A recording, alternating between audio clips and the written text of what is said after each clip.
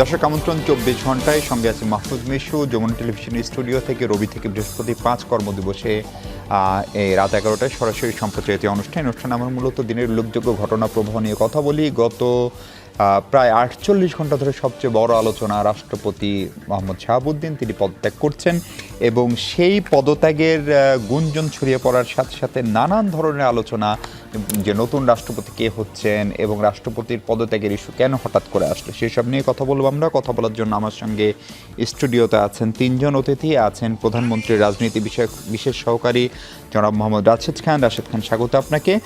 আমাদের সঙ্গে আছেন প্রফেসর ডক্টর রেজওয়ানা করিম স্নিগ্ধা, জাহাঙ্গীরনগর বিশ্ববিদ্যালয়ের পড়ান তিনি, এবং আছেন সারোয়ার তুষার, এনসিপি নেতা। সারোয়ার তুষার, আপনাকেও স্বাগত। আমরা একটু রাশেদ খান আপনাকে দিয়ে আলোচনা শুরু করতে চাই।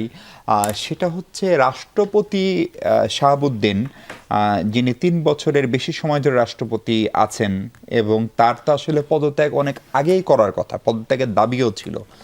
ফলে তিনি থেকে গেলেন। বিএনপি সরকার আসার পরেও, আপনার সরকার আসার পরেও প্রায় 6 মাস হতে চললো। হঠাৎ করে রাষ্ট্রপতিকে সরে যেতে বলা হলো, এরকম খবর গণমাধ্যমে প্রকাশিত হচ্ছে বা হয়েছে। এইটা আসলে, এবং এটা এত বড় ইস্যু কেন হবে? মানে বাংলাদেশের বাস্তবতায় রাষ্ট্রপতি কি খুব গুরুত্বপূর্ণ কোনো পদ হয়ে গেল, বা রাষ্ট্রপতির ক্ষমতা, তার প্রয়োগ, রাষ্ট্রপতির পদত্যাগ এত গুরুত্বপূর্ণ কেন? সবাইকে সালাম এবং শুভেচ্ছা। আসসালামু আলাইকুম। দেখেন, এখনো পর্যন্ত যে রাষ্ট্রপতি বাংলাদেশে দায়িত্ব নিয়ে আছেন তাকে নিয়ে নানান বিতর্ক আছে। তবে এই বিতর্কের অবসান যেদিন অন্তর্বর্তীকালীন সরকারের উপদেষ্টারা শপথ নিলেন তার আগেই হতে পারত, বিশেষ করে 6 বা 7 আগস্ট। কিন্তু অন্তর্বর্তীকালীন সরকারের উপদেষ্টারা সংবিধান মেনে এবং রাষ্ট্রপতির হাতে শপথ নিয়ে মূলত ওই বিতর্কের আর অবসান হওয়ার সুযোগটা সৃষ্টি করতে দেয়নি। আমি এর পুরোপুরি দায়ভার অন্তর্বর্তীকালীন সরকারের প্রধান উপদেষ্টা ডক্টর মোহাম্মদ ইউনূস এবং উপদেষ্টা পরিষদে যারা ছিল তাদেরকে দিতে চাই, এবং এনসিপিকেও দায় নিতে হবে। এর মূল কারণটা হলো যে ওই সময় অন্তর্বর্তীকালীন সরকার গঠন করেছিল এনসিপির বর্তমান নেতৃবৃন্দ। মোটামুটি তাদের পরামর্শেই অন্তর্বর্তীকালীন সরকার উপদেষ্টা পরিষদ গঠিত হয়। দেখেন, নাহিদ ইসলামরা পরবর্তীতে অনেক কথা বলেছে রাষ্ট্রপতির পদত্যাগের ব্যাপারে। শুধু দায় নেবে, বিএনপি একটা বড় ফ্যাক্টর ছিল না, জামাত বড় ফ্যাক্টর ছিল না, এনসিপি তো তখনো হয়ই নাই। আচ্ছা দেখেন, গণ অভ্যুত্থানের যদি এক দফার ঘোষক বলেন, কে ছিল? নাহিদ ইসলাম ছিল, এবং আসিফ মাহমুদের গুরুত্বপূর্ণ ভূমিকা ছিল। ওই সময় ছাত্ররা যা চেয়েছে, এদেশের জনগণ বলেন, রাজনৈতিক দলগুলো বলেন, সেটি মেনে নিয়েছে।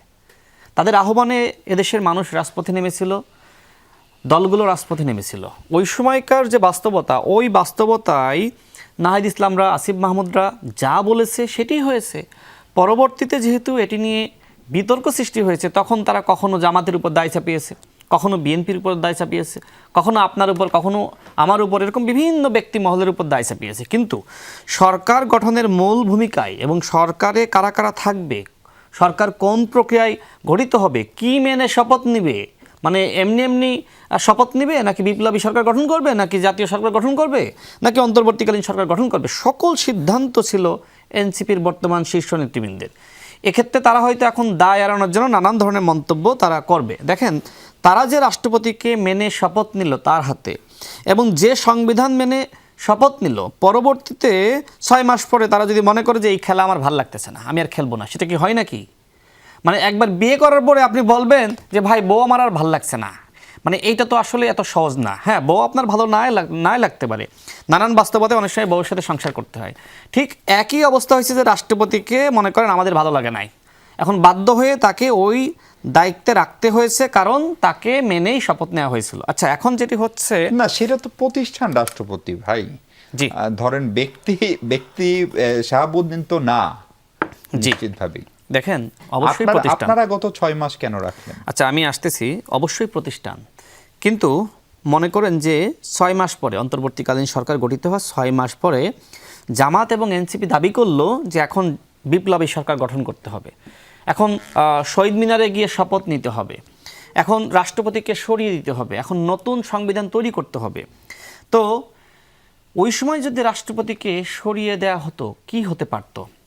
নিশ্চয়ই আপনি খেয়াল করে থাকবেন যে প্রশাসনকে কিভাবে জামাতিকরণ করা হয়েছিল। বিভিন্ন বিশ্ববিদ্যালয়ের ভিসি হিসেবে জামাতের পরামর্শে, শিবিরের পরামর্শে নাহিদ ইসলামরা কাদেরকে নিয়োগ দিয়েছিল? ডিসি নিয়োগে কারা এসেছিল?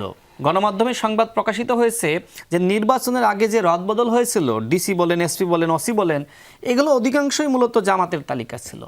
তো ওই সময় যদি জামাতের তালিকার কোনো রাষ্ট্রপতি যদি রাষ্ট্রের শীর্ষ পদে বসে যেত, তিনি কি বাংলাদেশে নির্বাচন দিতেন? আমার তো মনে হয় না।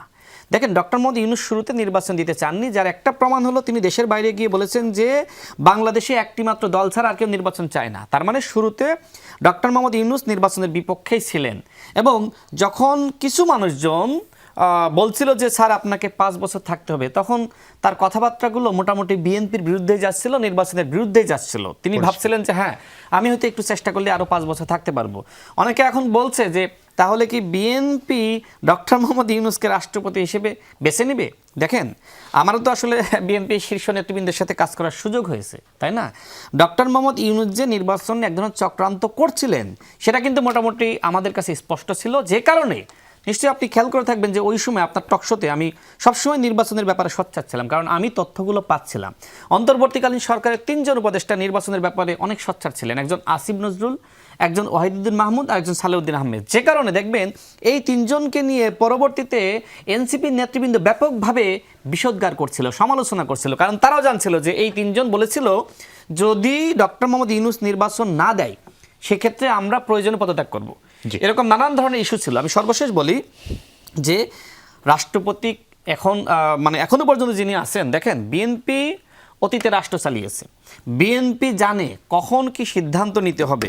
এখন জামাত ইসলাম এমন একটা সময় গিয়ে দাবি করেছিল, ওই সময় যদি আসলে মানে জামাত ইসলাম বা এনসিপির দাবিটা মানে এনিহাও পূরণ হতো, আমার কাছে মনে হয় যে ওই রাষ্ট্রপতি অবশ্যই জামাত এবং এনসিপির পরামর্শ নিয়োগ পেত। মানে আপনি বলছেন সরকার এখন বুঝে শুনেই শাহাবুদ্দিন চুপ্পুকে, সরকার যেহেতু মানে বিশেষ করে বিএনপি তো অতীতে রাষ্ট্র চালিয়েছে, তাদের অভিজ্ঞতা আছে।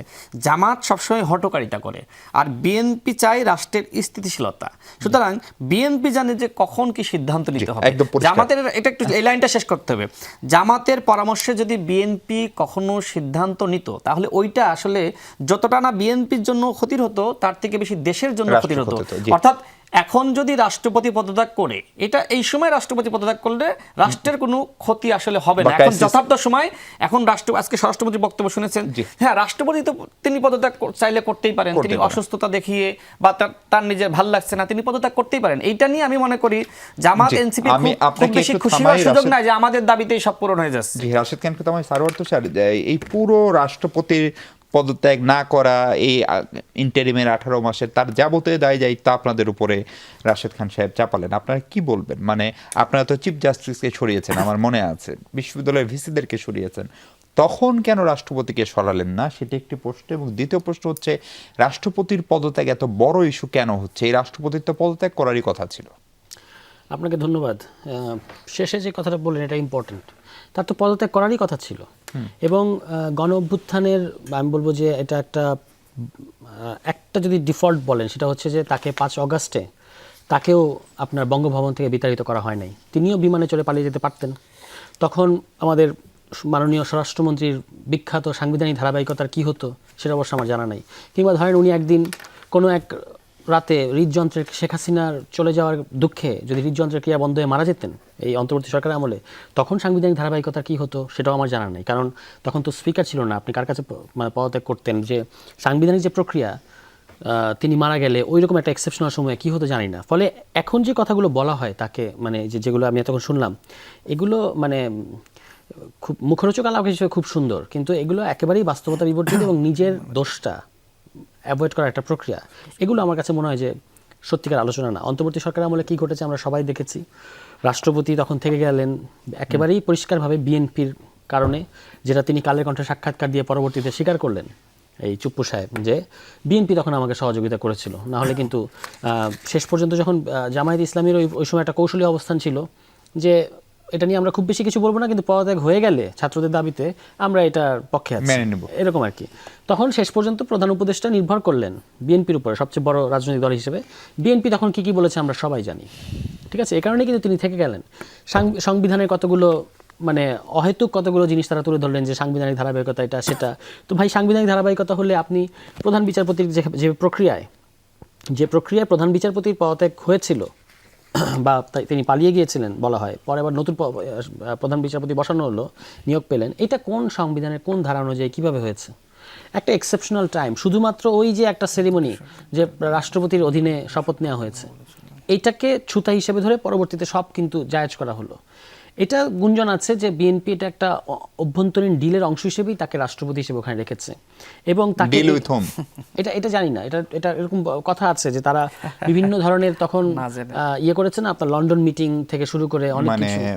আসিফ মাহমুদ যেটাকে ডিপ স্টেট বলছিলেন, সেই প্রক্রিয়ার কথা বলছেন আপনি তো কালের কণ্ঠের ওই সাক্ষাৎকারে তো পরিষ্কার ইঙ্গিত আছে। তো আমি আর আমারও তো ঘাড়ে একটাই মাথা, তো সব নাম আমি নেই না আর কি। যাই হোক, এখন বিএনপির দেউলিয়াত্বটা হচ্ছে যে তারা এই রাষ্ট্রপতিকে দিয়ে এই সংসদে আপনার অধিবেশন, তাকে প্রথম বক্তৃতা দেওয়ানো হলো, তারপরে আপনার তার অধীনেই কিন্তু শপথটা তারা নিলেন, ঠিক আছে?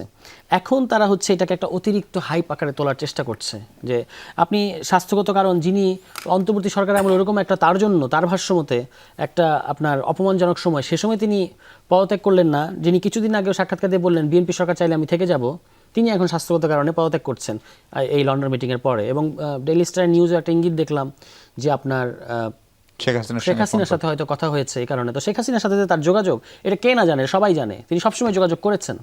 এখন উনি যে লন্ডনে যে কথা বলেছেন, উনি ওনার বেডরুমে কার সাথে কথা বলছেন, এটা গোয়েন্দারা টের পেয়ে গেছে। মানে জিনিসগুলো কি একটু হাস্যকর মনে হয় না? ব্যাপারগুলো হাস্যকর। মূল ব্যাপারটা আমি আপনাকে বলি, মূল ব্যাপারটা হচ্ছে বিএনপি সরকারের তো প্রায় 5 মাস হয়ে গেল, 6 মাসের পদার্পণ করেছে।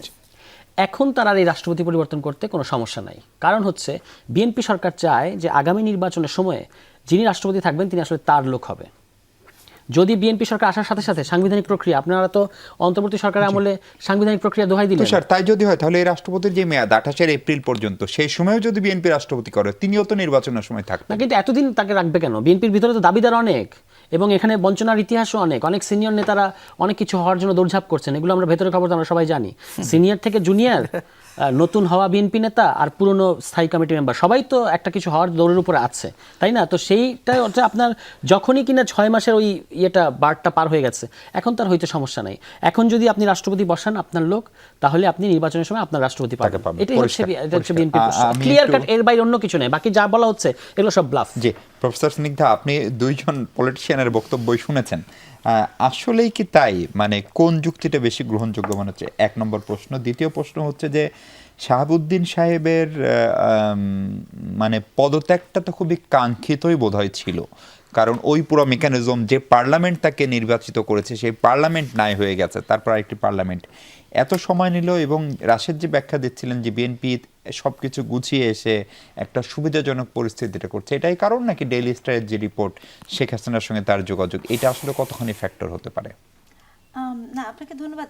ফ্যাক্টর আমার কাছে না পুরো ব্যাপারটা একটা ধূম্রজালের মতো। তার কারণ হচ্ছে, দেখেন আমি একটা জিনিস খুব স্পষ্ট করি, আমার রাষ্ট্রটি 5ই আগস্টের সময়ে, তার পরবর্তী সময়ে যেই পরিমাণ ভঙ্গুর অবস্থায় ছিল, সেই সময় একজন রাষ্ট্রপতির যে দায়িত্ব পালন করার কথা ছিল, তিনি সেই ধরনের দায়িত্ব পালন করতে ব্যর্থ। এটা আমি মানে একদম স্পষ্টত। কারণ আন্ডার এনি সার্কামস্টেন্সেস, এই যেই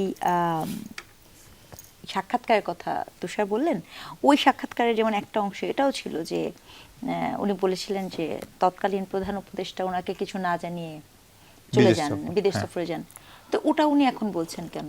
এটা উনি তো রাষ্ট্রপতি না, ওটা এই কথাটা তিনি তখন বলেননি কেন? আর তাতেই তো বোঝা যায় যে উনার রাষ্ট্রপতি হওয়ার পুরো ব্যাপারটা একটা পদ ধরে রাখা ছাড়া আর তো কার্যত উনার কোনো ধরনের রাষ্ট্রীয় সাংবিধানিক কোনো ক্ষমতার মধ্যেই তিনি নেই।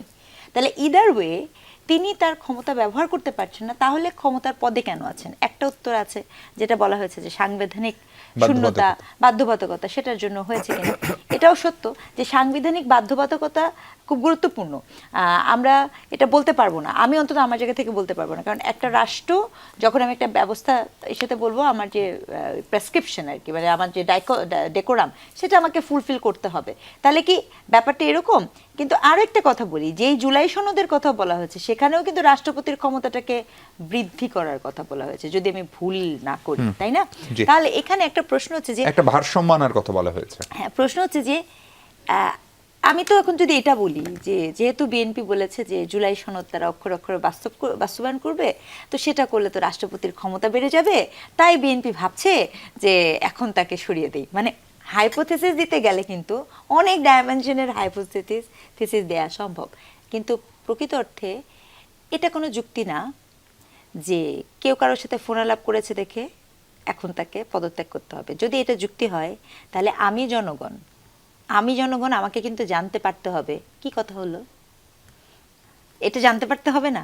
কারণ বা তার ভিতরে আমার রাষ্ট্র বিরুদ্ধে কিছু ছিল কিনা এটা হতে হবে না, কারণ আমি যতটুকু জানি যে মনে করেন বাংলাদেশের বিভিন্ন মানুষজন তারা বাংলাদেশে অবস্থান করছে, যদিও এসব বলা নিষেধ বা কিছু, কিন্তু দেখা যায় যে উনি তো অনেককেই নাকি ফোন করেন, লোকমুখে শোনা কথা।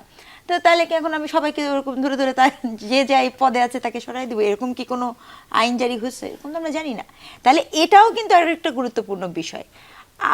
বড় জোর যেটা গুরুত্বপূর্ণ, যে উনি যদি নিজে থেকে পদত্যাগ করতে চান, সেক্ষেত্রে আমরা কিছু বলতে পারি না, কিন্তু সেখানের কিন্তু একটা হিসাব আছে।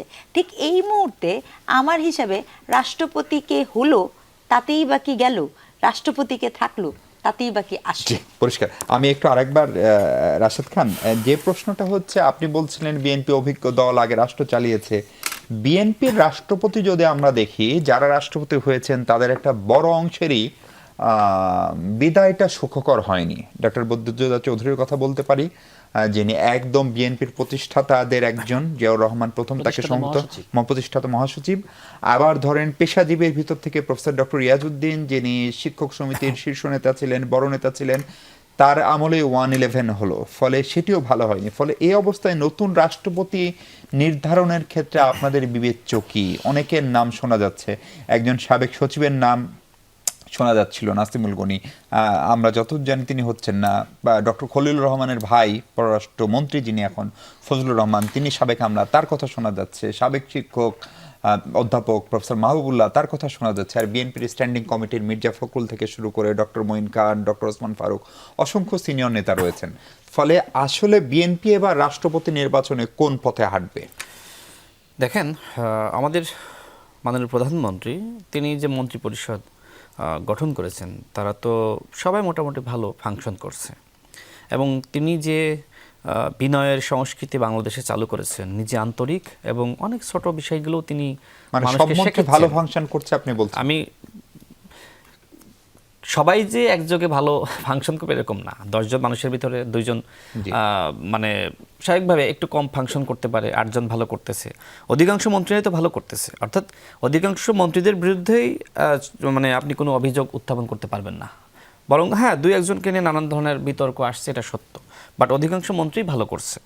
তো যাই হোক, আমি যে কথা বলছিলাম, মাননীয় প্রধানমন্ত্রী যেভাবে দেশ পরিচালনা করছেন, আমার মনে হয় যে তিনি সঠিক সিদ্ধান্ত নেবেন, এবং বিএনপির যারা নীতি নির্ধারণী মহল রয়েছেন তাদের অনেকেই মূলত রাষ্ট্রপতি হওয়ার একটা প্রত্যাশা স্বাভাবিকভাবে থাকেই। এখনও পর্যন্ত যাদের নাম শোনা গেছে তারা সবাই যোগ্য। সুতরাং এই যোগ্যদের মধ্য থেকে যাকেই নেওয়া হোক না কেন, আমি মনে করি যে তিনি দেশের এবং জনগণের কল্যাণে কাজ করতে পারবেন, এবং যোগ্য অভিভাবক হিসেবে তিনি ভূমিকা রাখতে পারবেন। এবং তিনি হয়তো বিএনপির রাজনীতির সাথে সম্পৃক্ত ছিলেন, কিন্তু রাষ্ট্রপতি হওয়ার পরে তিনি তো আসলে আমাদের, এবং স্পিকার এই মুহূর্তে যেভাবে ভূমিকা রাখছেন, আমাদের ডেপুটি স্পিকার যেভাবে ভূমিকা রাখছেন, আমি যদি বিশ্বাস করি বিএনপি এমন কাউকেই দায়িত্ব দিবে, যেটা ভোটের মাধ্যমে হবে অবশ্যই, তিনি ঠিক আমাদের স্পিকার সাহেবের মতনই তিনি ভূমিকা রাখবেন। তুষার যে অভিযোগটা করেছিল যে যিনি রাষ্ট্রপতি হবেন তিনি নির্বাচনের সময়, যেহেতু তত্ত্বাবধায়ক ব্যবস্থা ফিরেছে, তিনি তখনও সরকার প্রধান মানে রাষ্ট্রপ্রধান থাকবেন। এবং আপনার মনে আছে নিশ্চয়ই যে ইয়াজউদ্দিন সাহেবকে এক সময় কেউ কেউ ঠাট্টা করে ইয়াসউদ্দিনও বলতেন। আচ্ছা, দেখেন, সেটি বলা হয় যে রাষ্ট্রপতির বাংলাদেশে পাওয়ার আসলে কম। হ্যাঁ, পাওয়ার কম, ঠিক আছে, কিন্তু ক্রাইসিস অনেক পাওয়ার, যেটা তো আমরা দেখলাম, তাই না? ফলে এরকম ইয়েসুদ্দিন না, টাইপের কেউ ইয়েসুদ্দিন হবেন না, নাকি ইয়েসুদ্দিন না। পলিটিক্যাল কেউ রাষ্ট্র- হবেন? এটা বলা হয়ে থাকে, কিন্তু রাষ্ট্রপতি যেহেতু রাষ্ট্রের শীর্ষ ব্যক্তিত্ব, তাই না, প্রধান ব্যক্তিত্ব, সুতরাং তার পাওয়ার নাই, এটা আসলে ভুল। মানে বাংলাদেশের মানে সংবিধানে যে ধরনের পাওয়ার দেওয়া হয়েছে, হয়তো জনগণের প্রত্যাশা বা কোনো কোনো দলের প্রত্যাশা যে আরও একটু তাকে পাওয়ার দেওয়া হোক, কিন্তু এই পাওয়ারটা যাতে একচ্ছত্র না হয় সেটাও আমাদের খেয়াল রাখতে হবে। কোনো ব্যক্তি আসলে পুরোপুরি একদম মানে স্বেচ্ছায় যা ইচ্ছা তাই করবেন, সেই ক্ষমতা আবার ভালো না। মানে অতি গণতান্ত্রিক অবস্থা সেটিও ভালো না, মোটামুটি আপনার নিয়ন্ত্রণের মধ্যে থাকাই ভালো। আচ্ছা, আমি ওই বিষয়ে আসবো, তার আগে আরেকটু বলি। দেখেন, যেটা সরওয়ার তুষার সাহেব বলছিলেন যে ওই সময় তো আসলে চিফ জাস্টিসকে সরিয়ে দেওয়া হলো, তাই না? তো রাষ্ট্রপতিকে কেন সরিয়ে দেওয়া হলো না, কে সরাবে? ওই সময় তো আপনারা সরকার গঠন করেছিলেন, আপনারা যেভাবে প্রধান বিচারপতিকে সরিয়ে দিতে ভূমিকা রেখেছিলেন, ওই সময় কি আপনারা বলেছিলেন আমরা রাষ্ট্রপতিকে সরিয়ে দিতে চাই? কোনো আন্দোলন করেছিলেন? কোথাও বলেছিলেন? Never, never. আপনারা করেননি। আপনারা একটা সময়ে গিয়ে আপনারা বলেছেন যে এখন আমরা রাষ্ট্রপতিকে চাই না, কিন্তু আপনারা কার কারণে হলো না যেন? কার কারণে হলো না? এই যে দাবি তো জানানো হলো ছাত্রদের পক্ষ থেকে, পরে এটা এটা আপনাদের কারণে হয়নি, কারণ আপনারা আগেই তাকে সমর্থন দিয়েছিলেন, তার হাতে শপথ নিয়েছিলেন। আমি শেষ করি। সুতরাং আপনারা যার বৈধতা দিয়েছেন, এমন একটা সময়ে গিয়ে তাকে সরিয়ে দিতে চাচ্ছিলেন, ওই সময় তাকে সরিয়ে দিলে হয়তো একটা ক্রাইসিস সৃষ্টি হতে পারতো। আমি আগেই ক্লিয়ার করেছি যে একজন জামাতি রাষ্ট্রপতি হয়ে যেতে পারতো, তাই না? সুতরাং বিএনপি তো ওই ঝুঁকিটা নিবে না, যেহেতু এই রাষ্ট্রপতি শেখ হাসিনা। তার মানে বিএনপি যে কারণে বাধ্য হয়ে জুলাই সনদ মেনে নিয়েছে, সেই কারণেই রাষ্ট্রপতিকে না, মেনে নিয়েছে। বাধ্য হয়ে জুলাই সনদ মেনে নেওয়ার প্রসঙ্গ মানে কেন যেটা আসবে? সালাউদ্দিন সাহেব সংসদে যেটি বলেছেন। তিনি যেটি বলেছেন তার বক্তব্যের অনেক ব্যাখ্যা আছে, তিনি পরবর্তীতে ক্লিয়ার করেছেন। দেখেন, জুলাই জাতীয় সনদে সেখানে নোট অফ ডিসেন্ট ছিল না। প্রথম আলো পত্রিকার যদি আজকের নিউজটা আপনি দেখেন, সেখানে জামাতের সেক্রেটারি জেনারেল তিনি কিন্তু আমরা জাতীয় সংসদের দক্ষিণ প্লাজায় যে জুলাই জাতীয় সনদে স্বাক্ষর করেছি, আজকে তিনি সেইটার উদাহরণ টেনে বলেছেন যে জুলাই জাতীয় সনদ তো আমরা সবাই মিলে স্বাক্ষর করেছি, কিন্তু কেন মানা হচ্ছে না? কিন্তু উনি ভুলে গিয়েছেন যে আমরা কোন জুলাই জাতীয় সনদে স্বাক্ষর করেছি, যেটাতে নোট অফ ডিসেন্ট রয়েছে। তার মানে কি?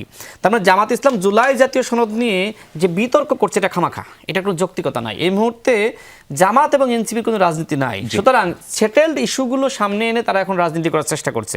আর যদি গণভোটের কথা বলেন, গণভোট নিয়ে আলাদা করে কথা না, আমি একবারে শেষ করে দিই, এক ইস্যু আর বারবার যাব না। তো গণভোট নিয়ে আসলে বিএনপি কোনো প্রতারণা করে নাই। গণভোট নিয়ে বরং অন্তর্বর্তীকালীন সরকারই বিএনপির সাথে, জনগণের সাথে, যুগপৎ আন্দোলনে যারা ছিল তাদের সাথে প্রতারণা করেছে। 4টা প্রশ্ন, একটা উত্তর। নিশ্চয়ই খেয়াল থাকবে যে বিএনপির মহাসচিব সেই সময় প্রতিবাদ জানিয়েছিল। তিনি স্পষ্ট করেছিলেন যে আমরা যে বিষয়ে সম্মত হয়েছি, ক্ষমতায় গেলে আমরা সেই সংস্কারগুলো করব, আর যেখানে ভিন্নমত আছে এই ভিন্নমতগুলো আপনারা নির্বাচনের ইস্তেহারে দেন। এমনকি এই যে এইটার আসলে প্রাসঙ্গিকতা এটা সৃষ্টি করেছিলেন অন্তর্বর্তীকালীন সরকারের প্রধান উপদেষ্টা। তিনি কি বলেছিলেন?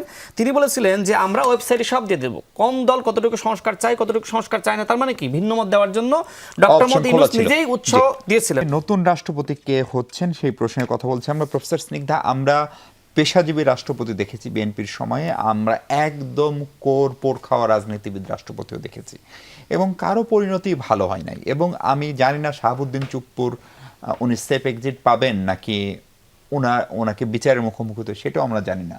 ফলে নতুন রাষ্ট্রপতি কে হচ্ছেন বা কাকে সরকার করতে যাচ্ছে, আপনারা কোনো ইঙ্গিত পান, কিছু বোঝেন, বা আসলে কেমন হওয়া উচিত? না, আমার পক্ষে তো ইঙ্গিত পাওয়ার কোনো সুযোগই নেই। পাশে যেহেতু সচিব বসে আছেন, আমাদের প্রধানমন্ত্রীর একান্ত সচিব, তিনি সবচেয়ে বেশি ভালো বিষয়ে বলতে পারবেন, অথবা নতুন তরুণ রাজনীতিবিদরা। কিন্তু আমার বক্তব্যটা আপনার প্রত্যাশার জায়গাটা, আমার প্রত্যাশার জায়গাটা হচ্ছে খুব পরিষ্কার। আমি রাষ্ট্রপতির ক্ষমতা যেহেতু বৃদ্ধি হবে জুলাই সনদের, এবং আমার ধারণা যে এই যে কিছু অংশ, যদিও সনদ নিয়ে অনেকের অনেক কথা আছে, হবে না ইত্যাদি, বাট আমি মোটামুটি নিশ্চিত যেই বিষয়গুলো নিয়ে সনদে সকলেই একমত হয়েছিল, আমার ধারণা সেগুলো আসলে সনদে এটাই গভর্নমেন্ট করবে। আমি ওই 4 ভোটের ব্যাপারে নিশ্চিত না হলেও বাকিগুলোর ব্যাপারে কিন্তু আমার মনে হয় যে এটা হবেই, খুব তাড়াতাড়ি হবে। সেক্ষেত্রে রাষ্ট্রপতির ক্ষমতাটা কিন্তু একটু বেড়ে যায়ও।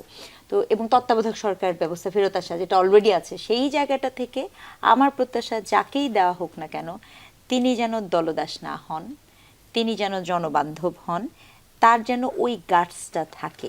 এটা খুব গুরুত্বপূর্ণ। আমাদের সংকটটা কি মানে কেউ হয়েছে? নিজের দলের না হলে বিএনপি তাকে রাষ্ট্রপতি বানাবেন কেন আপা বলেন তো? পৃথিবীর কোন দেশে বানায়? এখানে একটা বিষয় আছে, নিজের দলের না হলে পরে রাষ্ট্রপতি কেন বানাবেন। এই মুহূর্তে কি, আমি আবারও তখন একটা কথা বলেছি, রাষ্ট্রপতির আসলে কি আমার দেশে যখন সরকার থাকে তার কি সেই সরকার থাকা অবস্থায় কোনো ধরনের ক্ষমতা থাকে? মানে it is a very common question. মানে ক্রাইসিস ছাড়া? হ্যাঁ, ক্রাইসিস ছাড়া। তো ঠিক এই মুহূর্তে আমার হিসাবে আগামী 4-5 বছর এই মানে বিএনপির কোনো ক্রাইসিস হওয়ার কোনো সুযোগ নাই, এটা আমার একটা ধারণা নাগরিক হিসেবে। কারণ ওই মুহূর্তে যাহাই কিছুই হোক না কেন, কারণ বাংলাদেশের মানুষ একটা দল যখন 2/3 নিয়ে ভোট নিয়ে একটা সংসদে যায়, এবং সেক্ষেত্রে ওই অর্থে যাদের অভিজ্ঞতা আছে, যাদের ক্ষমতা আছে, তারা এখানে মাঠে নাই। তো সেই জায়গাটা থেকে আসলে ক্রাইসিসটা তৈরি করা, ওই ধরনের কিছু করা, এই অবস্থায় এই টেনিওরেতে বিএনপি আছে বলে আমি মনে করি না। কিন্তু বিএনপির হাতে একটা সুযোগ আছে, সেটা কি জানেন? সেটা হচ্ছে টু সেট সাম এক্সাম্পলস। সে অলরেডি 2-1টা ট্রেন মিস করেছে, কিন্তু সেই এক্সাম্পলটা সে চাইলে কিন্তু ওটা বলতে পারে যে মানে আমরা ধরেন কিন্তু এটা এরকম করেছি। কি হতে পারে যে প্রফেসর ইউনূসের মতো কেউ একজন বা প্রফেসর ইউনূস রাষ্ট্রপতি হয়ে যাচ্ছেন? এটা যদি হয়, যেমন মনে করেন আমাদের যে পররাষ্ট্রমন্ত্রী, অনেস্টলি স্পিকিং আমরা কিন্তু কেউ এক্সপেক্ট করিনি ওনাকে, ওই জায়গায় আমরা কেউ ভাবিনি, টেকনোক্রেট ওনার আসারটা ভাবিনি, হয়েছেন। তারপর উনি নির্বাচিত হয়েছেন। একখানা মার্কিন বাণিজ্য চুক্তি আমাদের সকলের মাথার উপরে ঘুরপাক খাচ্ছে। আমাদের তরুণ নেতারা সেটার সাথে যে সুন্দর মতো মার্কিনীদের সামনে যে এক প্রকার নালিশি নিয়ে ব্যবস্থা নিয়ে বসে গেছে, যেটা আমার জন্য খুবই দুঃখজনক। হ্যাঁ, খুবই দুঃখজনক, ঠিক আছে। আমি ঠিক বুঝতেই পারিনি এটা কেমনে হচ্ছে। বিএনপি গভর্নমেন্টের মার্কিন চুক্তি নিয়ে কোনো আলাপ নাই, তাদেরকে কিছু বললে তারা বলবে যে এটা তো আমরা কিছু করি নাই, আগেই করে গেছে। তো এই ব্যাপারটা না, ধরেন নাগরিক হিসেবে আমার কাছে কি, আমার কাছে একদম ভালো লাগার বিষয় না। আমার ভালো লাগছে না, ঠিক আছে। কিন্তু এই ব্যাপারটা করার পেছনেও আমি বুঝতে পারি, আমি অনুভব করতে পারি যে এই টেকনোক্রেট মন্ত্রী কোথায় যিনি আছেন বা যিনি গিয়েছেন, তার একটা ভূমিকা তো ডেফিনেটলি আছে, যেহেতু উনি পররাষ্ট্রমন্ত্রী। তো সেইখানে আমি লাইনটা কোথায় শেষ করবো জানেন? এই পুরো প্রক্রিয়াতে আপনি অলরেডি 2-4টা ট্রেন মিস করেছেন, আরো 2-4টা ট্রেন আপনার সামনে আছে, to set some example. Sarwar Tushar, সেরকম উদাহরণ তৈরি করার মতো রাষ্ট্রপতি বাংলাদেশ পেতে যাচ্ছে? বা বিএনপি কি পলিটিক্যালি একদম ধরেন ঋদ্ধ মানুষ বিএনপিতে অনেকে আছেন, ধরেন মির্জা ফখরুল বলেন, ডক্টর মঈন বলেন, ওসমান ফারুক বলেন, অনেকের নাম বলা যাবে স্ট্যান্ডিং কমিটির। আবার বিপরীতে ধরেন বিএনপির পেশাজীবী অনেকে আছেন যারা এই পদের জন্য যুক্ত, সাবেক অনেক আমলা আছেন, সামরিক বেসামরিক, তারা। ফলে নতুন রাষ্ট্রপতি কেমন হতে পারেন এবং আপনাদেরই বা প্রত্যাশাটা আসলে কি? দেখুন, আমাদের প্রত্যাশা যেটাই হোক, আমরা তো চাইবো, ধরেন এখানে বিএনপির 2/3 আছে, পার্লামেন্টে নির্বাচিত হয়ে রাষ্ট্রপতি আসবেন, স্বাভাবিকভাবেই তিনি বিএনপির দলের লোক হতে পারে, বিএনপি পন্থী লোক হতে পারে, তো অস্বাভাবিকতার কিছু নাই।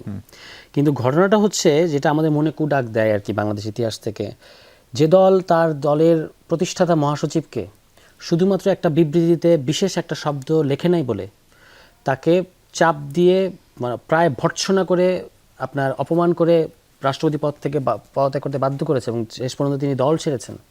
তো এখন ধরেন আমি ধরে নিলাম বিএনপির খুব বর্ষিয়ান কাউকেই দেওয়া হলো। বিএনপি তো এরকম আছেন, তো স্থায়ী কমিটিতে আছেন যারা খুবই বর্ষিয়ান এবং ঝানু রাজনীতিবিদ। তিনি যখন ওই চেয়ারে বসবেন, যেমন আমরা মাননীয় স্পিকারকে দেখতে পাচ্ছি, তিনি দলের মানুষ, স্থায়ী কমিটির লোক, কিন্তু যখন তিনি ওই চেয়ারে বসেছেন, একেবারে চেয়ারের না, আমি বলছি একেবারে চেয়ারের যা ডিমান্ড সেটাই তিনি করছেন, নিউট্রাল থাকছেন, প্রফেশনাল থাকছেন, এটা আমরা দেখতে পাচ্ছি না। এরকম যদি কেউ রাষ্ট্রপতিতে করতে থাকে, তখন বিএনপি না চাইলে কি তিনি করতে পারবেন কি না, বা এটাই হচ্ছে সবচেয়ে বড় প্রশ্ন আর কি। কারণ পরে আবার তো তার কাছে 2/3 আছে, সে তো চাইলে আবার পদত্যাগও করাতে পারবে চাপ দিয়ে, যেরকম স্বাস্থ্যগত কারণ তো লিখেই দেওয়া আছে, অসুস্থতা কিংবা স্বাস্থ্যগত কারণে কিংবা মানসিক বৈকল্য ইত্যাদি কারণ দেখিয়ে যে কোনো সময় তাকে সাংবিধানিক পদ্ধতিতেই তার বিদায় ঘটানো সম্ভব। ফলে রাষ্ট্রপতির এই যেহেতু দলের কাছেই পুরো যে ক্ষমতাটা রয়ে গেছে, ফলে আপনি যাকেই রাষ্ট্রপতি দেন, তিনি আসলে কতটুকু দলের বাইরে এসে কিংবা ইম্পার্শিয়ালি মানে হেড অফ দ্য গভর্নমেন্ট এই হিসেবে কাজ করতে পারবেন বা হেড অফ দ্য স্টেট হিসেবে কাজ করতে পারবেন, এটা নিয়ে সন্দেহ আছে। কিন্তু যেটা জুলাই সনদে যে পরিবর্তনগুলোর কথা বলা হয়েছে, একটা ব্যালেন্সের কথা বলা হয়েছে, সম্ভবত বিএনপির 31 দফা তো এরকম আপনার আছে, মানে প্লেজ আছে যে তারা একটা ভারসাম্য করতে চায় রাষ্ট্রপতি এবং প্রধানমন্ত্রীর মধ্যে। সেটা যদি তারা সত্যিই করে, তাহলে রাষ্ট্রপতি কিছু পরিমাণ কর্তৃত্ব থাকবে তার হাতে, এবং তিনি তখন তার মতো করে কাজ করতে পারবেন। বরং সেটা করা আমি মনে করি যে দরকার। তারপরে আপনি রাষ্ট্রপতি বৈধ প্রক্রিয়া যাকে বসান, অসুবিধা নেই। রাশেদ খান, আপনি একটু আগে গণভোট নিয়ে বলছিলেন। আমি যতদূর মনে পড়ে যে বিএনপির নির্বাচনী যে ইশতেহার বা 31 দফা, সেইখানে সংবিধান সংস্কারের কথা বলা ছিল, এখন সংশোধন করা হচ্ছে।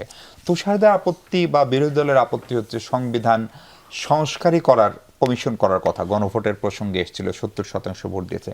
সংবিধান সংশোধন করলে আসলে কি সমস্যা হচ্ছে, অথবা সংস্কার করলেই বা সংশোধন না বলে এটাকে যদি আপনি সংস্কার করতেন তাহলে কি সমস্যা হতো? আচ্ছা দেখেন, বাংলাদেশে একটি গণ অভ্যুত্থানের মধ্য দিয়ে আওয়ামী ফেসিবাদের পতন হবে, এটা তো মোটামুটি আমরা কেউ জানতাম না, তাই না? কোটা সংস্কার আন্দোলনকে কেন্দ্র করে যে আন্দোলনের নেতৃত্ব 18 সালে আমরা দিয়েছিলাম, সেই কোটা আবার ফিরে আসবে এটাও তো আমরা কেউ জানতাম না। আবার সেই 24 সালে কোটা আন্দোলন শুরু হলো, হাসিনা গুলি চালিয়ে মানুষ হত্যা শুরু করলো, শেখ হাসিনার পতন হলো। এরপর ইন্টারিম গভর্নমেন্ট গঠিত হলো, তারা জাতীয় ঐক্যমত কমিশন গঠন করলো। জাতীয় ঐক্যমত কমিশনই ছিল সংবিধান সংস্কার পরিষদ, অর্থাৎ একটা আলোচনা হয়ে গেছে। বিএনপি যে 31 দফা দিয়েছিল, সেই 31 দফার প্রথম দফা, যেটা গণ অভ্যুত্থানের পরবর্তীতে যে সরকার গঠিত হলো, সেই সরকার সেখানে দীর্ঘ 9 মাস ধরে আলোচনা করেছে। যে আলোচনাগুলো যদি স্বাভাবিক কোনো প্রক্রিয়ার মধ্য দিয়ে শেখ হাসিনার পতন হতো, তাহলে বিএনপি সরকার কিন্তু ওইটা করতে পারতো। এবং দেখেন, আমরা 9 মাসের আলোচনায় মোটামুটি সবগুলো দল একদম শতভাগ ঐক্যমতে আসতে পারি নাই। তার মানে এইখান থেকে মোটামুটি আমরা সবাই ক্লিয়ার যে আদৌ আসলে শতভাগ ঐক্যমতে আসা সম্ভবপর নয়। কারণ যেখানে এনসিপির আদর্শ হলো নতুন বন্দোবস্ত, জামাত ইসলামের আদর্শ হলো শরিয়া আইন, আর বিএনপি একটি মধ্যপন্থী দল যাদের আদর্শ জাতীয়তাবাদের রাজনীতি, তাই না? তো সেই জায়গায় আসলে কোনোভাবেই ঐক্যমতে আসা সম্ভবপর নয়। এনসিপি এখন নতুন নতুন অনেক কথা বলতেছে, আবার জামাত ইসলাম আবার মাঝে মধ্যে শরিয়া আইন থেকে বের হয়ে যেতেছে, এক পা ঢুকতেছে এক পা বের করতেছে। তো নানান একটা নতুন ভণ্ডবস্তের মধ্যে আমরা আছি বলা চলে। তো সে জায়গায় আমার কাছে মনে হয় যে সব মিলিয়ে আসলে ওই সংবিধান সংস্কার পরিষদের আলোচনাটা হয়ে গেছে। এখন রাষ্ট্র পুনর্গঠনের সময় দেখেন, আপনি যদি ওই 1 নম্বর দফাটা বিশ্লেষণ করেন, সেখানে কিন্তু বলা আছে আমরা সংবিধান সংশোধন করব ওই কমিশন গঠন করার মধ্য দিয়ে। তার মানে কি মূল বিষয়টা হলো সংশোধন করা। আচ্ছা, 72-এর সংবিধান আপনি শেষ করি প্লিজ। 72-এর সংবিধান নিয়ে আপনি বলেছেন যে আমরা কোথাও বলি নাই যে এই সংবিধান ছুঁড়ে ফেলতে হবে, যেটা জামাতের আমি সংসদে বলেছে। তার মানে 72-এর সংবিধানে আমি ধরলাম, সেই সংবিধানে যতটুকু আপনার ভাল লাগে না বা হাসিনা যতটুকু সংশোধন করেছে ফেলিয়ে দেন, আলোচনার ভিত্তিতে, প্রবলেম তো নাই। কিন্তু আপনি বলছেন এই মুহূর্তে, আপনি মূলত বলছেন যে সংস্কার পরিষদ গঠন, কিন্তু আপনার বক্তব্যের মধ্যে আপনি বলছেন নতুন সংবিধান, যেটা অনেকের বক্তব্যের মধ্য দিয়েই বোঝা গেছে। এখন বিএনপি তো যেখানে স্বাধীনতার ঘোষক শহীদ প্রেসিডেন্ট জিয়াউর রহমান, আচ্ছা যে প্রক্রিয়ার মধ্য দিয়েই 72-এর সংবিধান হোক না কেন, এই সংবিধান মেনেই বিএনপি ক্ষমতায় ছিল, এই সংবিধান মেনেই আওয়ামী লীগ ক্ষমতায় ছিল, তাই না? জামাত ইসলাম বিএনপির ক্ষমতার পার্ট ছিল, তার মানে ওই সংবিধানটা এস্টাবলিশ হয়ে গেছে। আপনি যে সংবিধান মেনে ক্ষমতায় ছিলেন, সেই সংবিধান তো আপনি ফেলে দিতে পারেন না। ওই সংবিধানে শেখ হাসিনা 16 বছরে যতটুকু, কিন্তু সংশোধন করতে পারেন, হ্যাঁ সংশোধন করতে পারেন, যতটুকু শেখ হাসিনা বিতর্কিত করেছে, বা 72-এর সংবিধানও আপনার পরিবর্তন দরকার, আপনি এখন সংশোধন করেন। কিন্তু আপনি এখন নতুন সংবিধান চাচ্ছেন, তো বিএনপি তো নতুন সংবিধান চায় না। এর কারণটা হলো যে আমি এটা একটু শেষ করে দিই 1 মিনিটে। আপনাকে আরেকটা প্রশ্ন করতে চাই, এটা 1 মিনিটে শেষ করে দিই, তারপরে প্রশ্ন করেন। হ্যাঁ 30 সেকেন্ডে শেষ করি। এখন জামাত ইসলামের যেহেতু 71-এর দায় আছে, তারা ইনিয়ে বিনিয়ে কৌশলে নতুন সংবিধান তাদের লাগবেই লাগবে, যাতে করে তারা, এই যে জামাতের একজন নেতার বক্তব্য আমি শুনলাম, একটা টক শোতে বলছে 24-এর মধ্য দিয়ে 71 শেষ হয়ে গেছে। আমি সময় টেলিভিশনে জনাব আতিক সাহেবের বক্তব্য, যিনি রেগুলার টক শোতে আসেন, যমুনা টেলিভিশনে আজকে 9টা শোতে ছিলেন, তিনি বলেছেন, তার মানে কি তাদের বক্তব্য যদি বিশ্লেষণ করেন, এখানে স্পষ্ট যে 71-কে এনিহাও মাইনাস করতে হবে, 71-কে ভুলিয়ে দিতে হবে, 71 কেন্দ্রিক যা কিছু আছে সবকিছু একদম দূরে ছেড়ে ফেলতে হবে। সুতরাং বিএনপি জামাতের এই ফাঁদে পা দিবে না। আপনাকে ছেড়ে দেব, তার আগে আরেকটা ইস্যুতে ছোট্ট করে জানতে চাই। গাজী নজরুল সাতক্ষীরা 4-এর সংসদ সদস্য, তাকে জামাত ইসলাম দল থেকে বহিষ্কার করেছে, সেটি নির্বাচন কমিশন এবং স্পিকারকে অবহিত করেছি, স্পিকার মহোদয় কালকে আসবেন। ফলে এই ভদ্রলোকের সংসদ সদস্য হিসেবে ভবিষ্যৎ কি, বা আপনারা আসলে কি দেখেন তার ভবিষ্যৎ? তিনি কি এমপি থাকবেন? এরকম নজির কিন্তু আছে, যেহেতু তিনি পদত্যাগ করেননি। আবার জামাত এখানে কোনো রাজনৈতিক কৌশল করলো কিনা, তাকে সংসদ থেকে পদত্যাগ না করিয়ে দল থেকে শুধু বহিষ্কার করলো? দেখেন, জামাত ইসলাম যদি চাই যে গাজী নজরুল ইসলাম, আচ্ছা তার আগে বলে নিই যে মানে আমাদের ভাগ্য ভালো যে তার নামটা কাজী নজরুল ইসলাম হয়নি। যদি হইতো তাহলে আমাদের জাতীয় কবির অবস্থা যে কি হইতো, কিচ্ছু হতো না। মানে না, এই নামটা এক ধরনের বাংলাদেশের যে বাস্তবতা, যেখানে ওই যে জাবের ইনকিলাব মঞ্চের নেতা, সে কি বলেছে শোনেন নাই, সে বলছে যে শহীদ উসমান হাদির কবর জাতীয় কবির মাজারের কাছে হওয়ার কারণে জাতীয় কবিকে তার কবরটা কোথায় মানুষ চিনেছে। তো এরকম অনেক বয়ান টয়ান সামনে আসতে ভাই, আপনি 1 মিনিটে হ্যাঁ এই জন্য আমি বলতেছি। তো যাই হোক, তার নামটা গাজী নজরুল ইসলাম। দেখেন, আমরা ভাবছিলাম যে তার মনে হয় একটা এই ধরনের ভিডিও, পরবর্তীতে আজকে মিডিয়াতে প্রকাশিত হচ্ছে যে অনেকগুলো ভিডিও অনেক মেয়ের সাথে। তো এটা আসলে এই ধরনের ভিডিও সামনে আসুক, এটা আমি চাই না, এটা প্রাইভেসি লঙ্ঘন। কিন্তু কথা হলো, এটা নিয়ে বিতর্ক সৃষ্টি কেন হলো? যখন অস্বীকার যাচ্ছিল, যখন বলছিল এআই ভিডিও, যখন আসলে মানে 75 বছর বয়সী বা 76 বছর বয়সী একজন মানুষ, একজন বৃদ্ধ, যখন 16 বছর বয়সী একজন না বালিকা, তার কিন্তু বিয়ের বয়সটাও হয়নি, তার সাথে এই ধরনের অপকর্মে লিপ্ত হয়েছে, এবং যখন তার নিজের বড় স্ত্রী দাবি করছেন, সে যখন আসলে ওই মিথ্যার পক্ষে অবস্থান নিচ্ছেন, যখন আসলে ওই মেয়েটির বাবা এই অপরাধকে পারবেন কি পারবেন না, আমরা এই আলোচনাতে যাব, ওই মেয়েটির বাবা যখন আসলে এই অপরাধকে সমর্থন দিচ্ছেন, তখন কিন্তু আলোচনা সমালোচনা হয়েছে এবং তার পদত্যাগের দাবি জোরালো হয়েছে। জামাত ইসলাম শুরুতে তাকে সরিয়ে দিতে চায়নি, তবে জামাত ইসলাম যদি জানতো যে আসলে মানে আমার কাছে এখনো মনে হয় যে জামাত ইসলাম তাকে আসলে মানে সরিয়ে দিতে চায় না, তবে জামাত ইসলাম যদি তাকে সংসদে রেখে দেয়, তিনি কিন্তু জামাতের ভোটে এমপি হয়েছেন, তাকে এইভাবে বহিষ্কার করার মধ্য দিয়ে মূলত তার কিচ্ছু করা হয়নি। তাকে যদি জামাত ইসলাম আজকে রাতেই তাকে পদত্যাগ করতে বাধ্য করে, তাহলে জামাত ইসলাম হয়তো এই ইস্যুতে আর কখনো বিতর্কের মুখোমুখি হবে না, তাকে প্রশ্ন করার সুযোগ থাকবে না। ওই আসন উপনির্বাচন হলে এই সুযোগ কাজে লেগে যদি জামাত ওই আসনটা হারায় বা বিএনপি জিতে দেয়, সেই জামাতের সেই রাজনৈতিক ভয় তো থাকতে পারে না, ভয় থাকতেই পারে, কিন্তু আমার কাছে মনে হয় যে লোক দেখানো এই স্পিকারের কাছে বা নির্বাচন কমিশনে এই ধরনের আবেদন দিয়েছে, জামাত ইসলাম চায় যে সে থেকে যাক, কিন্তু আমি মনে করি যদি সে সংসদে থাকে তাহলে এই বিতর্ক আজীবন জামাত ইসলামকে বহন করতে হবে। জামাত ইসলামের উচিত হবে, আমি একটা ভালো পরামর্শ দিই, যদিও জামাত ইসলামকে সমালোচনা করি বলে তারা আমাকে অনেক গালিগালাজ করে, আজকে একটা ভালো পরামর্শ দিই এবং আশা করি তারা ধন্যবাদ দিবে আমাকে। সেটি হলো, জামাত ইসলাম যদি আগামীর বাংলাদেশে রাজনীতি করতে চায় এবং এই বিতর্ক বহন না করতে চায়, তাহলে উচিত হবে আগামীকাল তাকে বাধ্য করা, প্রয়োজনে জোরপূর্বক পদত্যাগপত্রে স্বাক্ষর করানো, যে তুমি পদত্যাগ করো, আমরা তোমাকে ভোট দিয়েছিলাম, তোমার মতন এরকম লম্পট মানুষকে আমরা সংসদে দেখতে চাই না। আরেকটা কথা না বললে মানে এটা অসম্পূর্ণ থেকে যাবে। দেখেন, আমি হাসনাত আব্দুল্লাহর বক্তব্য শুনেছিলাম, মাননীয় স্পিকার, এই সংসদে অনেক ঋণ খেলাপি রয়েছে, তাদের সাথে এই সংসদ শেয়ার করতে আমাদের লজ্জা হয়।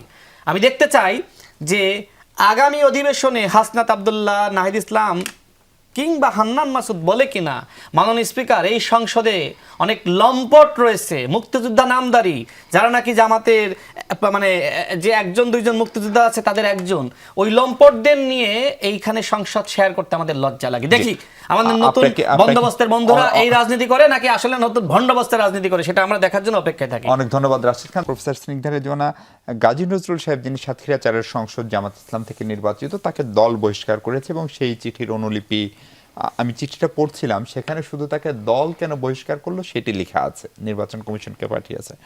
নির্বাচন কমিশন এবং স্পিকারকে চিঠির মধ্য দিয়ে তার সংসদ সদস্যপদ যাওয়ার আইনগত সুযোগ সম্ভবত কম, কারণ একই রকম ঘটনা আওয়ামী লীগের লতিফ সিদ্দিকী, গোলাম মাওলা রনি এরকম ঘটনার সময় আমরা দেখেছি। ফলে এই ভদ্রলোকের আসলে সংসদ সদস্য হিসেবে ভবিষ্যৎ কি, আপনার পর্যবেক্ষণ শুনতে চাই।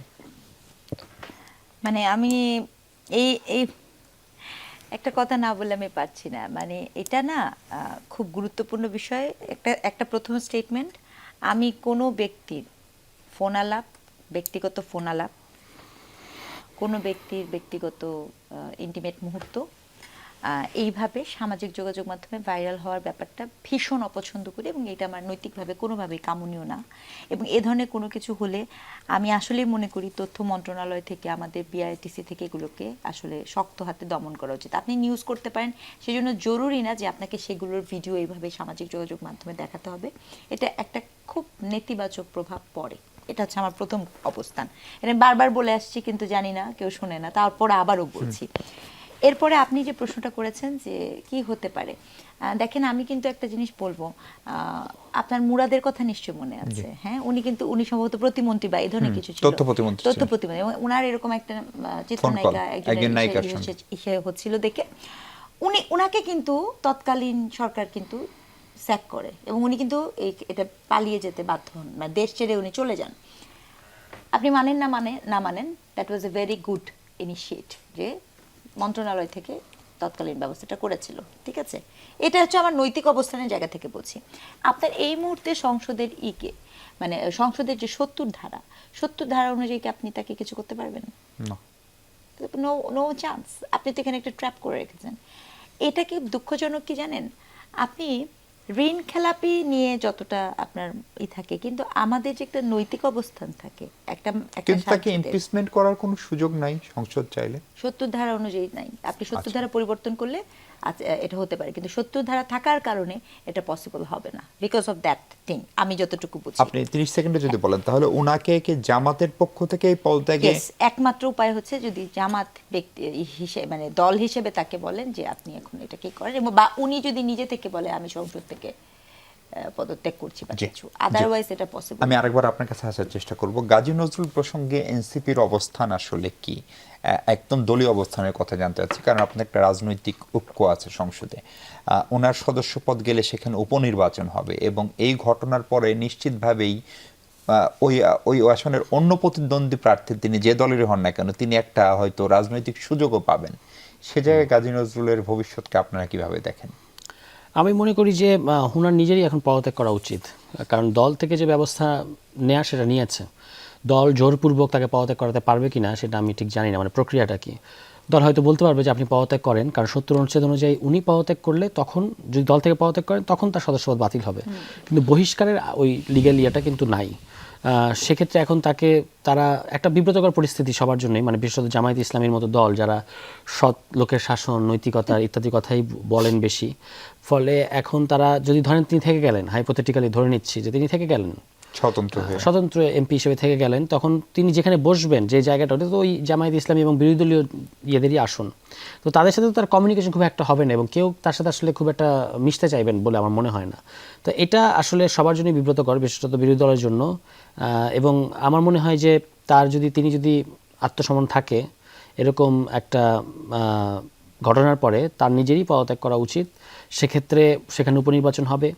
উপনির্বাচন আমরা জোটগতভাবেও করতে পারি, কিংবা আমাদেরও ইচ্ছা আছে, এরকম প্রার্থী আছে যারা ওখান থেকে দাঁড়াতে চায়, এটা পরবর্তীতে দেখা যাবে। কিন্তু আমি মনে করি যে উপনির্বাচন হলে, সেখানে ইলেকশন হলে আমরা ইলেকশন ফাইট করবো আর কি। স্যার, আরেকটা ইস্যু হচ্ছে সংবিধান সংস্কারের জায়গায় সংশোধন হলে কি সমস্যা? মানে সংস্কার করার জন্য তো সংশোধন লাগতোই, এবং একটু আগে রাশেদ খান ছিলেন বিএনপির, তিনি তো বলে গেলেন আসলে ওনারা সংশোধনের কথাই মিন করতে চেয়েছেন তাদের যে 31 দফা অনুযায়ী। রাশেদ তো সেদিন বিএনপিতে যোগ দিল, রাশেদের ইতিহাসটা জানার কথা না, বা এটা বোঝাটাও তার জন্য হয়তো কঠিন। বিএনপি পরিষ্কারভাবে সংবিধান সংস্কারের কথা বলেছে তাদের 1 নম্বর দফায়, উনি হয়তো খেয়াল করেন নাই। সংবিধান সংশোধন এবং অন্যান্য সাংবিধানিক সংস্কার কথাটা এভাবে আছে, এবং জিনিসটার নাম কি, টাইটেল কি, সংবিধান সংস্কার কমিশন। এখন আপনি যদি সংবিধান সংস্কার কমিশন পরিষদটা এখন হলো, কিন্তু তারা চেয়েছেন সংবিধান সংস্কার কমিশন, মোটামুটি কাছাকাছি একই। কারণ আপনি সংবিধান সংস্কার কমিশন হোক আর সংবিধান সংস্কার পরিষদ, যেটা আর কথা গণভোটের মধ্যে আসলো, এটা কিন্তু আমাদের সংবিধানের ভেতরে এটার স্কোপ নাই, ফলে আপনাকে কিছুটা সংবিধানের বাইরে আসতেই হতো। তারা যদি সংবিধান সংস্কার কমিশনও করতে চায়, এখন দেখেন উনি বলে গেলেন যে সংবিধান সংস্কার কমিশন ধরে অন্তর্বর্তী সরকার করে গেছে, তো অন্তর্বর্তী সরকার করে গেছে, তাহলে আপনি সেটা বাস্তবায়ন করেন। আপনি সেগুলো বাস্তবায়ন করছেন, আপনি আবার সংশোধনী করে আবার সংশোধনী কমিটির মধ্যে 12-13 জনকে ঢুকাচ্ছেন, যারা ইতিপূর্বে জাতীয় ঐক্যমত্য কমিশনে বসেছে, সেখানে আলাপ করেছে, মতামত দিয়েছে, এখন আপনি আবার তাদেরকে নতুন করে ওখানে ঢুকাচ্ছেন। মানে জিনিসটা শূন্য থেকে শুরু হচ্ছে। সংস্কার এবং সংশোধনী শুধু শব্দের পার্থক্য না, এটা হিউজ পার্থক্য আছে। আমি বিএনপির ইতিহাস থেকে এটা দেখানো সম্ভব। শহীদ প্রেসিডেন্ট জিয়াউর রহমান তো তখন তিনি কোনো পার্লামেন্টারি সিস্টেম, মানে পদ্ধতিতে ক্ষমতায় আসেন নাই, পরে পার্লামেন্ট তিনি বসেছেন। ওকে, তাহলে তিনি এসে কি করেছেন? মার্শাল ল এর মধ্যে দিয়ে সংবিধান পরিবর্তন করেছেন এবং সংবিধানের বেসিক স্ট্রাকচার পরিবর্তন করেছেন, মূলনীতি পরিবর্তন করে ফেলেছেন। মূলনীতি পরিবর্তন করলে একটা সংবিধানের আর কি থাকে? এবং আরও এমন বিষয় তিনি ঢুকিয়েছেন যেগুলো ওই সংবিধানের বেসিক স্ট্রাকচার পারমিট করে না, কিন্তু তিনি এটা করেছেন। করার পরে তিনি কি হলো, যে ওই 79 সালের ইলেকশন হলো, সেই ইলেকশনের মধ্যে দিয়ে সেটাকে বৈধতা দিলেন। কোন প্রক্রিয়ায়? সংবিধান সংশোধনী প্রক্রিয়ায়, 5ম সংশোধনী, মানে 4র্থ সংশোধনী ছিল, তারপরে তিনি আরেকটা সংশোধনী হিসেবে যুক্ত করলেন। তার রেজাল্ট কি? রেজাল্ট হচ্ছে আওয়ামী লীগ ক্ষমতায় এসে বাতিল করে দিয়েছে। এটাই হলো সংশোধনী সমস্যা, যে যদি আপনি সংবিধান, মানে পার্লামেন্টের ভিতরে সংবিধান আপনি পরিবর্তন করতে পারবেন, কিন্তু সেটা পারবেন ওই সংবিধান যতটুকু অ্যালাউ করে, ওই সংবিধানের মৌলিক কাঠামো কিংবা মৌলিক ক্যারেক্টার আপনি কিন্তু ওর ভিতরে পরিবর্তন করতে পারবেন না। কিন্তু যে পরিবর্তন, যে রেকমেন্ডেশনগুলো জুলাই সনদে এসছে, সেগুলো হচ্ছে এই কাঠামোর পরিবর্তন কিংবা মৌলিক ক্যারেক্টারের পরিবর্তন। এটার জন্য আলাদা একটা ফোরাম দরকার, যেটা জাতীয় ঐক্যমত্য কমিশন হয়েছে, সংবিধান সংস্কার পরিষদ হওয়ার কথা, সেখানেও বিএনপির 2/3 থাকতো, কিন্তু তারা কেন এই গো ধরে আছে, এটা আমার কাছে ঠিক পরিষ্কার না। আমি আপনার কাছে শেষ মিনিটে একটু শুনতে চাই, এই এই সংবিধান সংশোধন হলে কি সমস্যা, মানে এটা সংস্কার পরিষদ হলে বাড়তি কি উপকার হতো? তুষার বলছিলেন যে সংশোধন তো বাতিল করা যায়, কিন্তু এখন যদি আপনি আগের সংবিধান বাতিল করে দেন তাহলে সংস্কারও তো নিশ্চিতভাবে বাতিল করা সম্ভব। না সেটা সম্ভব, কিন্তু আমার কাছে এই ব্যাপারটা যেটা মনে হয় যে তুষারদের যে অবস্থানটা, এই অবস্থানটা এটা হতে পারে ওই যে আমরা পড়েছিলাম না যে ঘরে পড়া গরু সিঁদুরে মেঘ দেখলে ভয় পায়, এই ব্যাপারটা কিন্তু সেরকম হওয়ার একটা মানে আমার মনে হয় এই রিয়াকশনটা কিন্তু ওই জায়গাটাতে যেই রেফারেন্সটা তুষার দিছিল যে জিয়াউর রহমানের, দেখেন একটা জিনিস কি, আমার দেশটা এখন আর 2026-এ, তো এখন তো আমি এখন ওই 1980-র দশকে নাই, তো ওই তৎকালীন সময় এখন ইভেন আপনার তুষারদেরই একটা অর্জন, যেটা আসলে তুষাররা হয়তো বা ওই মানে ওই সিঁদুরে মেঘের ভয় করছে, তাদেরই কিন্তু একটা অর্জন যে জনগণের জন আকাঙ্ক্ষাকে আপনার যদি কেউ পর্যালোচনায় না রাখে তাহলে কিভাবে সেটা ধূলিসাৎ হতে সময় লাগে না। তো এরকম একটা রাষ্ট্র ব্যবস্থা যার মানে প্রেক্ষাপটে বসে ঠিক এই মুহূর্তে কি এইরকম কোনো সম্ভাবনা তৈরি হওয়ার সুযোগ আছে কিনা, এইটা কিন্তু তারাই কিন্তু তাদের যে অর্জন সেই অর্জনেরটাকে কিন্তু আসলে তারা জাস্টিফাই করছে কিনা আমি ঠিক জানি না। আমার কাছে আসলেই মনে হয় দেখেন সংবিধান পরিবর্তন সংশোধনের থেকে ইম্পর্টেন্ট সংবিধানে যা থাকে, আসলে কি 72 সংবিধান এতই খারাপ আমি সেটা মনে করি না, সেটি কি কোনোভাবে বাস্তবায়িত হয়, প্রবলেমটা তো আমাদের ওই জায়গাটাতে, বাস্তবায়নের প্রবলেম। যেই জিনিসে আমি ওই জায়গায় ফোকাস না করে আমি বারবার এই সংশোধনীর গল্পটা, হ্যাঁ সংশোধনী কিন্তু হতেই থাকবে, এটা কিন্তু না হবে না এমন না, সেই দিকে বরঞ্চ আমার কাছে মনে হয় মনোযোগ দেওয়া উচিত। অনেক ধন্যবাদ প্রফেসর রেজানুল করিম স্নিগ্ধা, ধন্যবাদ সারোয়ার তুষার, এবং আমাদের সঙ্গে ছিলেন রাশেদ খান, তাকেও ধন্যবাদ জানিয়ে শেষ করছি। দর্শক ভালো থাকুন, সবাই নিরাপদ থাকুন।